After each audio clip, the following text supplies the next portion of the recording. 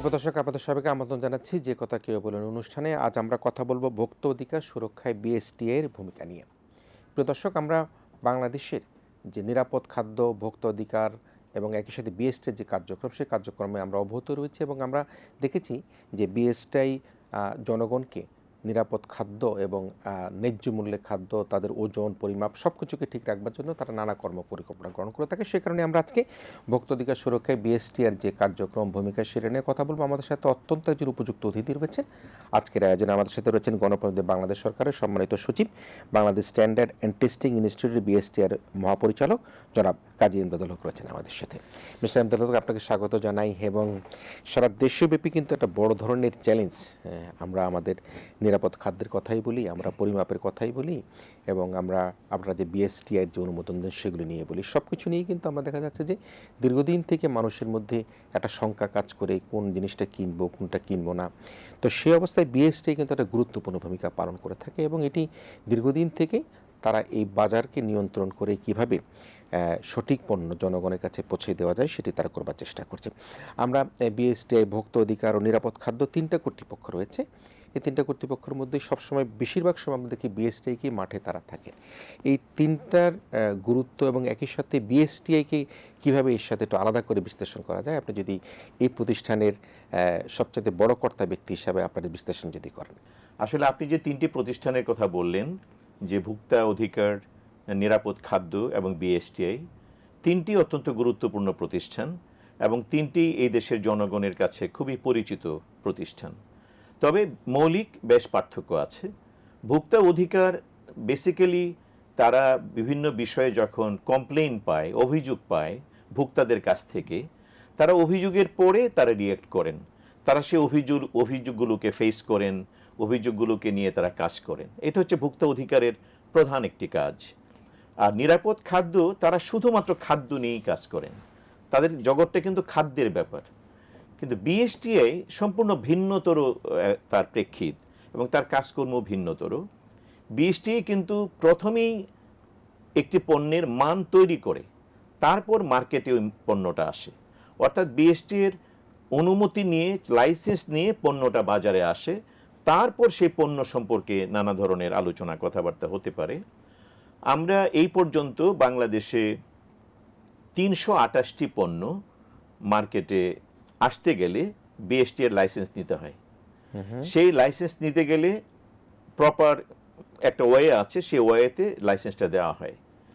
Rules of business আছে, মানে allocation of business, যেটা বাংলাদেশ গভর্নমেন্টের এলোকেশন অফ বিজনেস অনুযায়ী বিএসটিআইয়ের উপরে যে দায়িত্বগুলো ন্যস্ত আছে, সেটা হচ্ছে standardisation of and quality control, standardisation and quality control of industrial and commercial products.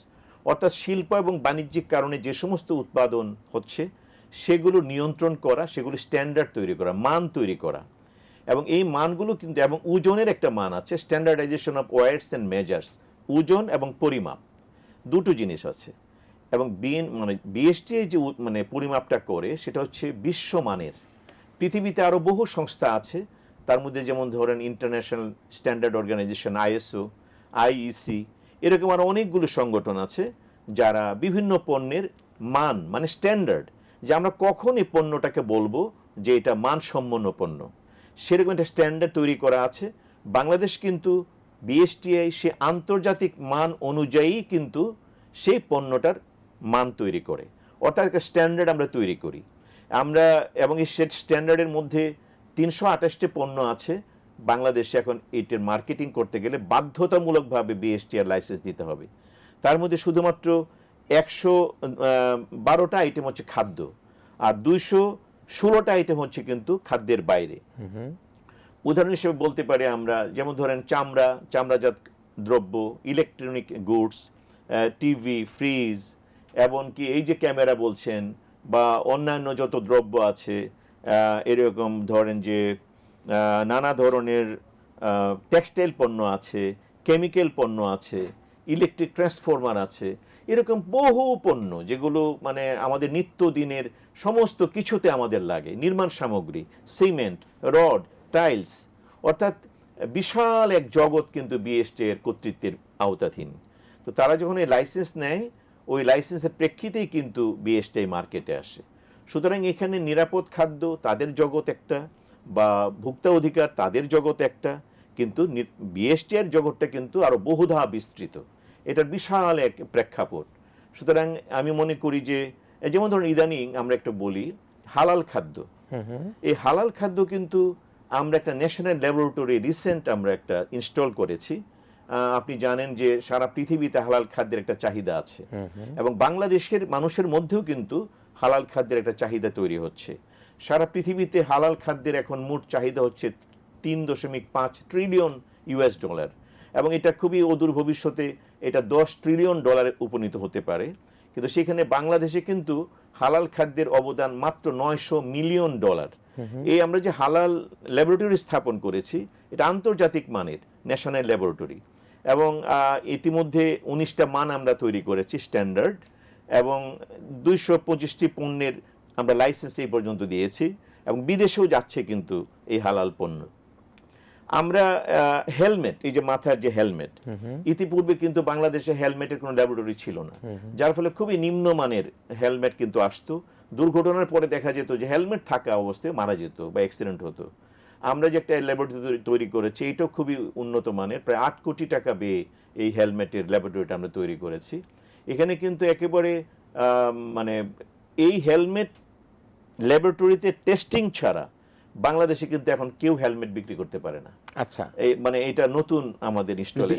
ইম্পোর্টের যদি হয়, আমরা ওই ইম্পোর্ট থেকেই তো মানে আমাদের টেস্টটা করা হয়। আর জি, আমাদের কিন্তু ওই যে পোর্টে যে সমস্ত যে মানে আমাদের প্রায় 79টা পণ্য আছে, যেটা আমদানি করতে গেলে কিন্তু বিএসটি এর পারমিশন লাগবে। তখন আমরা ওই ইম্পোর্ট স্টেজে কিন্তু এটাকে আমরা পরীক্ষা করি, টেস্ট করি। সেই টেস্টে যদি তারা পাস করতে পারে, তাহলে কিন্তু আমরা দেশে ঢোকার ছাড়পত্র দিই। তো আমি যদি বলতে হয় তাহলে অনেক ধরনের কথা আছে, যেমন স্বর্ণ কিন্তু বাংলাদেশে একটা টেস্টিং ল্যাবরেটরি অনলি বিএসটিআইতে। আমরা কিন্তু 10 মিনিটেই পরীক্ষা করতে পারি যে এই স্বর্ণের মধ্যে কত ক্যারেটের, এখানে কোনো ভেজাল আছে কিনা, ওজন যে বলছে ওজনটা ঠিক আছে কিনা। খুবই মডার্ন অ্যান্ড সফিস্টিকেটেড মানে ইনস্ট্রুমেন্ট আমাদের কাছে আছে। সুতরাং এডুকেশন অফ বিজনেস অনুযায়ী বিএসটিআই সরকারের সবচেয়ে একটি গুরুত্বপূর্ণ প্রতিষ্ঠান। সারা পৃথিবীতেই কিন্তু এই মান নির্ধারণ সংগঠন আছে, and they feel proud of their organisation. We are also proud of our organisation. আমরা মনে করি এটা একটা বিশ্বমানের একটি সংস্থা। নিশ্চয়ই। এই যে বিএসটি এর অনুমোদন নিয়ে পণ্য বাজারে বিক্রি করতে হয়, একজন ভোক্তা তিনি কিভাবে বুঝবেন যে আসলে এটি যে বিএসটিআই দ্বারা পরীক্ষিত, নির্ধারিত? কারণ অনেক সময় দেখা যায় লোগোর ক্ষেত্রেও দেখা যায় যে লোগোর 2 নম্বর লোগো লাগিয়ে দেওয়া হচ্ছে, বাজারে ভেজাল পণ্য বিক্রি হচ্ছে। সেক্ষেত্রে ভোক্তা কিভাবে বুঝতে পারবে যে আসলে এটা বিএসটিআই দ্বারা সার্টিফাইড? প্রথম কথা হলো যে আমরা বিএসটিআই কি করি, একটা হলো ওই যে আপনাকে একটু আগে 328টা পণ্যের কথা বললাম। যে সমস্ত ইন্ডাস্ট্রিয়ালিস্ট বা যে সমস্ত মানে শিল্প কারখানার মালিক বা ব্যবসায়ী তারা এই প্রোডাক্টগুলো বাজারে ছাড়তে চান, তারা কিন্তু আমাদের কাছে আবেদন করেন। আমরা কিন্তু দেখি যে আমাদের যে মান, সেই মান অনুযায়ী এই প্রোডাক্টগুলো ঠিক আছে কিনা। যদি দেখি যে না, মান অনুযায়ী ঠিক আছে, তাহলে আমরা এদেরকে লাইসেন্স দেই। এই লাইসেন্সটা মানে ওই যে আমরা যে স্ট্যান্ডার্ড বলি, মার্ক স্ট্যান্ডার্ড, এই যে একটা ত্রিকোণাকার একটা লোগো বিএসটিআই লেখাটা, এটা আমরা তাদেরকে পারমিশন দেই to use in their things. এখন সেই পণ্যটা যখন বাজারে আসে, ধরে নিতে হবে যে পণ্যটা টেস্টেড এবং এই পণ্যটা মানসম্মত, কারণ আমরা মান পরীক্ষা করেই কিন্তু এই মানে লোগোটা ইউজ করতে দিয়েছি। সুতরাং আমাদের একজন ভোক্তা তিনি নিশ্চিত হতে পারেন, যদি দেখেন যে এই লোগোটা ঠিক আছে, তাহলে কিন্তু উনি ধরে নিতে পারেন যে এই জিনিসটা মানসম্মত।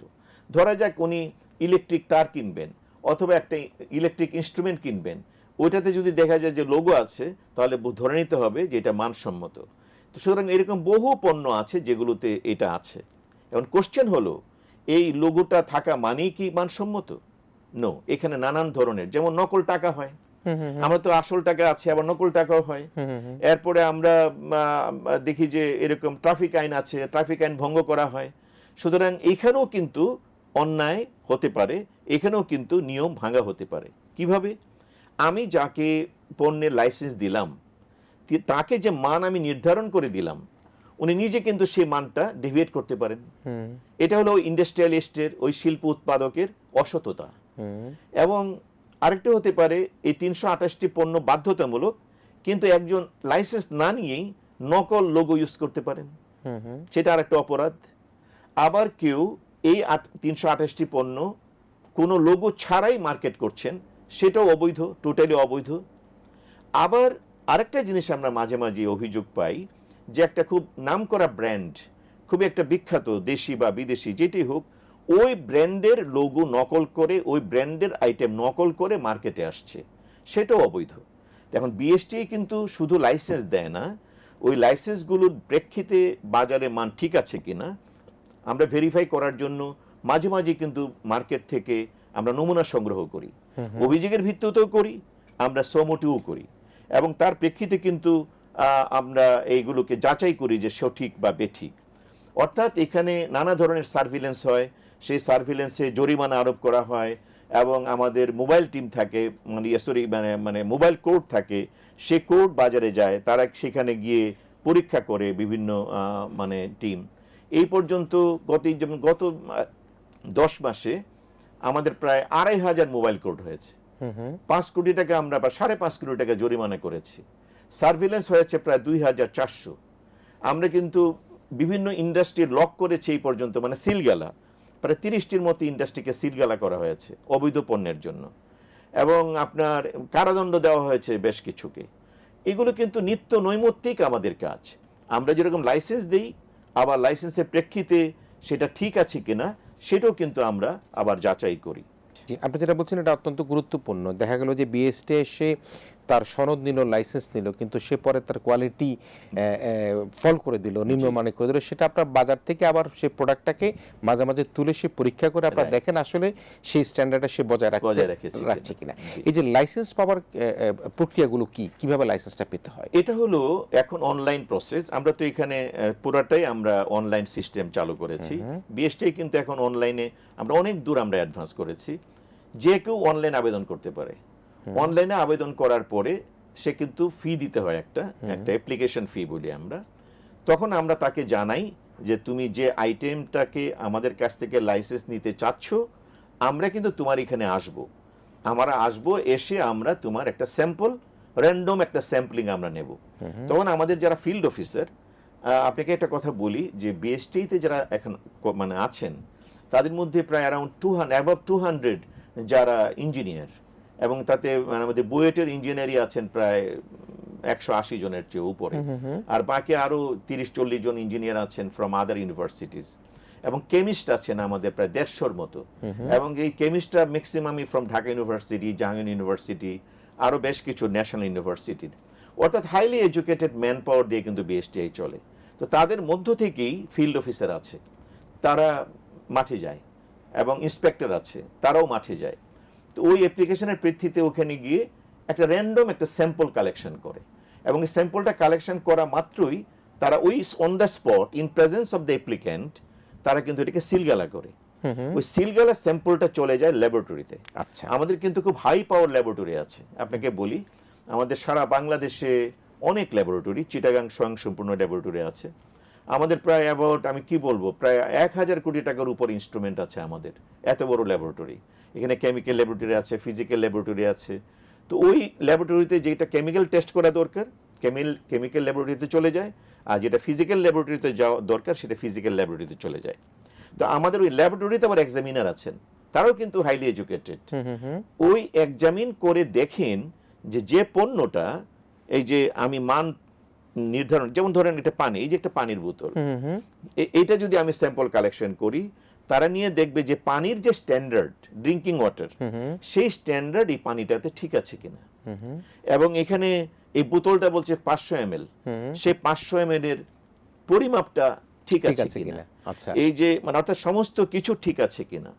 প্লাস হচ্ছে এখানে কিন্তু আরো কিছু ম্যাটার আছে, যে এটা কবে উৎপাদিত হলো, মেয়াদ কতদিন পর্যন্ত, এবং এটাতে কি কি মানে জিনিস আছে, এটা শুধুই ড্রিঙ্কিং ওয়াটার নাকি আরো কোনো জিনিসপত্র, ইনগ্রেডিয়েন্টস কি কি আছে সেটা থাকতে হবে। এরপরে থাকতে হবে কে প্রোডাক্ট করলো, তার ঠিকানা থাকতে হবে। অর্থাৎ ডিটেইল ইনফরমেশন বাংলায়ও থাকতে হবে, শুধু ইংলিশে থাকলে হবে না। আচ্ছা, বাংলায় বাধ্যতামূলক, যেহেতু আমাদের বাংলাদেশের প্রোডাক্ট। এই সব কিছু যদি ঠিক থাকে, তার সমস্ত পরীক্ষায় যদি সে উত্তীর্ণ হয়, তাহলে শুধুমাত্র এই পানিটাকে ড্রিঙ্কিং ওয়াটার হিসাবে লাইসেন্স দেওয়া হবে। এটি হচ্ছে প্রসেসটা, মানে সেভাবে তখন সে বাজারজাত করতে পারবে। বাজারজাত করতে পারবে। আচ্ছা, আপনি ওজন কমের কথা যেটা বলছিলেন, জি। এখানে কিন্তু গ্রাহকরা কিন্তু অনেক ক্ষেত্রে ভোক্তারা প্রতারিত হয়। যেমন আমরা মাঝে মাঝেই দেখি বিএসটিও যায়, ভোক্তা অধিকারও যায়, মিষ্টির ঠোঙ্গায় মিষ্টির ঠোঙ্গা সহ ওজন করে দিয়ে দেয়, দেখা যায় যে 200-150 গ্রাম হয়।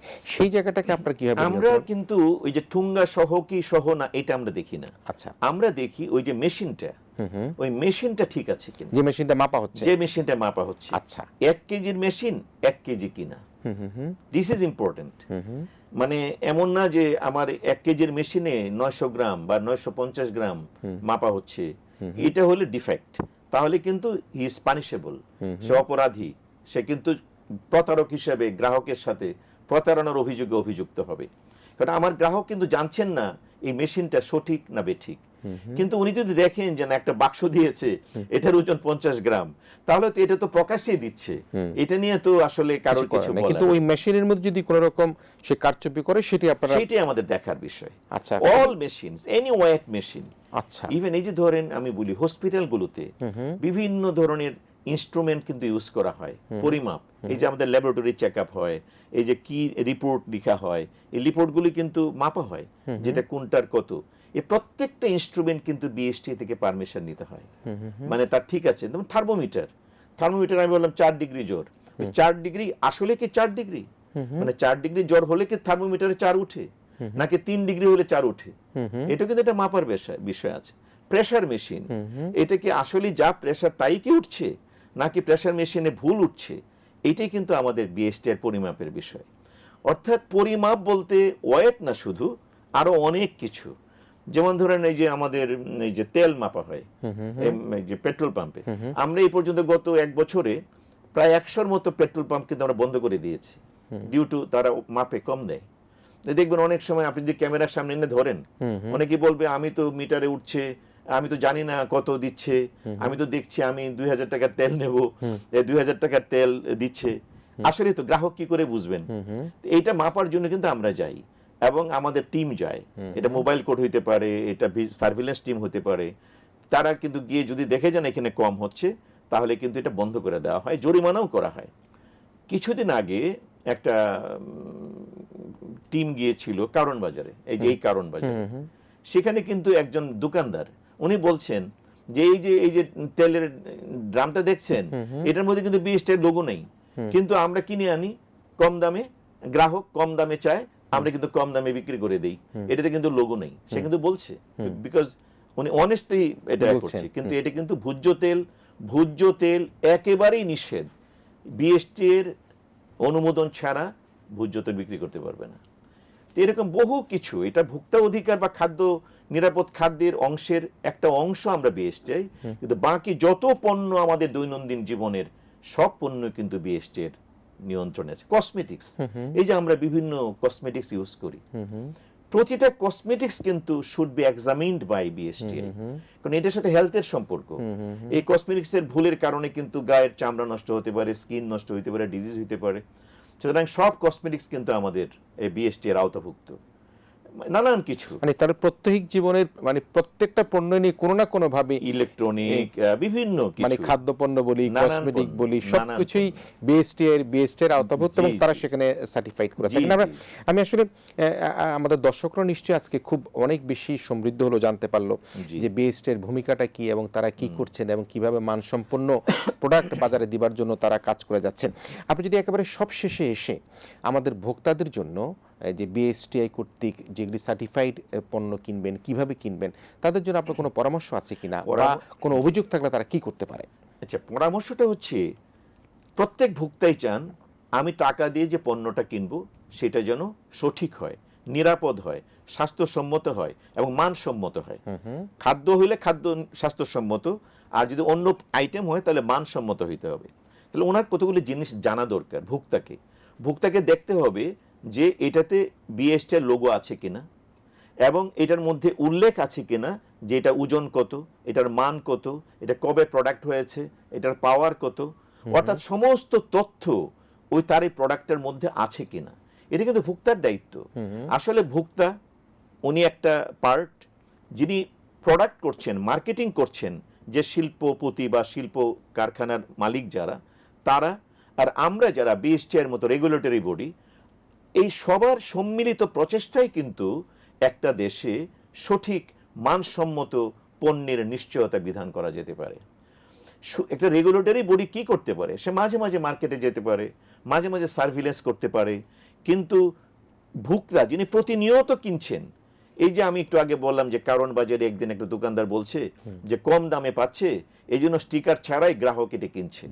এবং যে গ্রাহক জেনে শুনে একটা ভোজ্য তেল কিনছেন যেটা সার্টিফাইড না, তাহলে উনি কেন কিনছেন? উনি তো জানছেন যে এটা একটা ভেজাল, ওনার হেলথ হ্যাজার্ড হবে। এইখানেই সচেতনতার ব্যাপারটা। একটা পানি আমি খাবো, আমাকে দেখতে হবে যে এই পানিটা কি আসল না নকল। অনেক কিন্তু নকল পানি বিক্রি হচ্ছে বাজারে, কিন্তু ভোক্তার উচিত দেখা যে এই পানিটা আসলে কি বিএসটি এর সার্টিফিকেট আছে কিনা, লোগো আছে কিনা, সব তথ্য এটার মধ্যে আছে কিনা। আমি মনে করি ভোক্তার এখানে সচেতনতাটা খুবই ইম্পর্টেন্ট। আর যদি বলেন যে না, তাহলে আমাদের করণীয়, যদি দেখেন যে না এখানে কোনো ভুল আছে, নকল আছে, দেখেন, ইনফর্ম মি, ওনারা কিন্তু আমাদেরকে জানাতে পারেন। আমাদের কিন্তু একটা হটলাইন আছে, এই হটলাইনের নাম্বারটা আমি আপনাকে বলতে পারি যে কত হটলাইন, 16119 একটা হটলাইন, 16119। এই হটলাইনটি কিন্তু সর্বক্ষণ আমাদের খোলা থাকে, যে কেউ কিন্তু আমাদেরকে অভিযোগ করতে পারেন। আপনাকে বলি, আমরা কিন্তু গোপন সূত্রে অনেক খবর পাই, এবং খবর পেয়ে কিন্তু আমরা কিন্তু হ্রাস করি, আমাদের মোবাইল কোড যায়। এই ধরেন 10-12 দিন আগে আমরা খবর পেয়েছি অনলাইনে একটা বিশাল মার্কেট ওপেন করে আছে, সেমাই বিক্রি করে, মিষ্টি বিক্রি করে উইদাউট এনি লাইসেন্স, এবং এগুলো প্যাকেটজাত সেমাই, প্যাকেটজাত খাবারটা কিন্তু বিএসটি এর আওতাভুক্ত।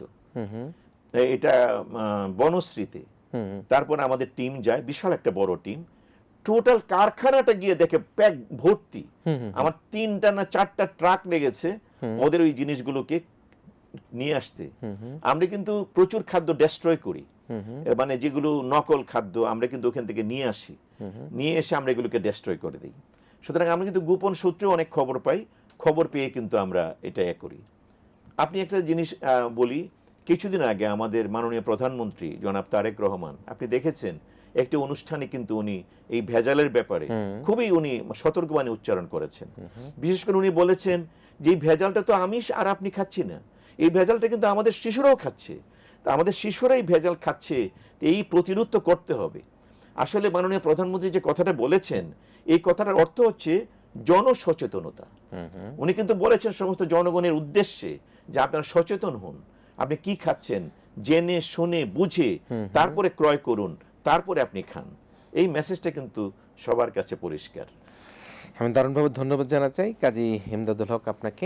আপনি অত্যন্ত গুরুত্বপূর্ণ অনেক ইনফরমেশন আমাদেরকে দিয়েছেন। একটা টোল, একটা নাম্বারের কথা বলেছেন যে নাম্বারে ফোন করলে কিন্তু যে কোনো অভিযোগ করা যায়। আপনারা সার্ভিলেন্স করছেন, সার্বক্ষণিক তদারকি করছেন। তবে আরেকটি বড় কথা, সেটা হচ্ছে যে যিনি ভোক্তা তাকেও কিন্তু সচেতন হতে হবে। অবশ্যই একটা সামগ্রিক প্রক্রিয়ার মাধ্যমে বিএসটিআই রয়েছে, উৎপাদনকারী রয়েছে, যিনি ভোক্তা তিনি রয়েছেন, সকলের একটা সামগ্রিক প্রক্রিয়ার মধ্যে দিয়ে কিন্তু আমরা আমাদের যে বিএসটিআইয়ের কার্যক্রম বলি, আমরা নিরাপদ খাদ্যের কথা বলি বা ভোক্তা অধিকার কথা বলি, এগুলো সবগুলো নিশ্চিত করা সম্ভব। প্রিয় দর্শক, আপনারা এতক্ষণ আমাদের সাথে ছিলেন।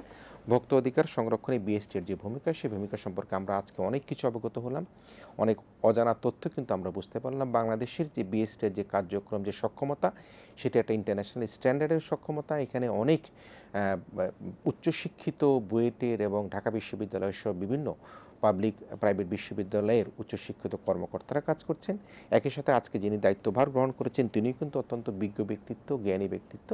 আমরা আশা করি যে বিএসটিআইয়ের কার্যক্রমকে সহযোগিতা করবার জন্য আমরা যারা জনগণ রয়েছি তারাও তাদের পাশে থাকবে, এবং যারা উৎপাদনকারী তারাও যাতে বিএসটিআইকে সহযোগিতা করে, মানুষ যাতে তাদের এই পণ্যগুলোকে, ভোক্তারা তাদের পণ্যগুলোকে নিরাপদ পণ্য হিসেবে পায়, সে প্রত্যাশা করে আমি যারা কাজী ইমদাদুল হক আপনাকে দারুণভাবে ধন্যবাদ জানিয়ে আমাদের আয়োজন এখানে শেষ করছি। প্রিয় দর্শক, আপনারা ভালো থাকবেন, সবাই মিলে ভীষণ ভালো থাকবেন।